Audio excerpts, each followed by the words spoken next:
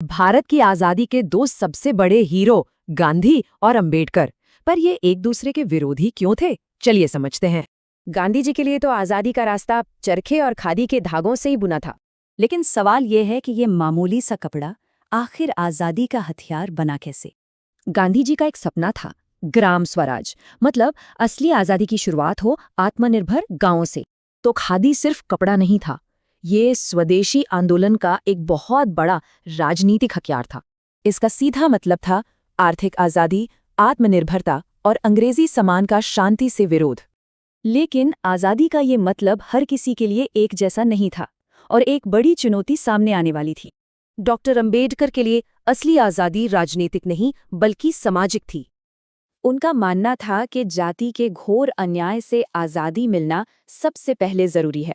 जब दोनों पहली बार मिले तो अंबेडकर ने साफ साफ कह दिया, ये आपकी आज़ादी होगी, मेरी नहीं। और फिर 1931 में लंदन में ये वैचारिक टकराव अपने चरम पर पहुंच गया।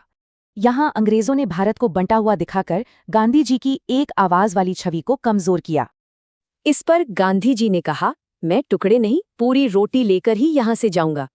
वहीं अंबेडकर ने दलितों के लिए सेपरेट इलेक्टोरेट की मांग रख दी, एक बहुत बड़ी मांग। अंग्रेजों ने ये मांग मान ली और इसके बाद जो हुआ वो इतिहास बन गया।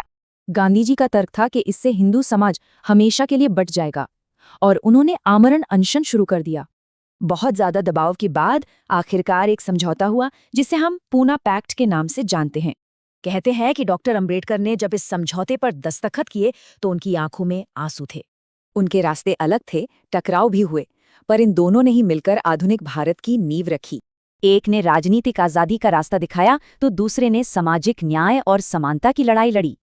और उनकी ये बहस आज भी एक बड़ा सवाल छोड़ जाती है, क्या राजनीतिक आज़ादी सामाजिक न्याय के बिना अधूरी है?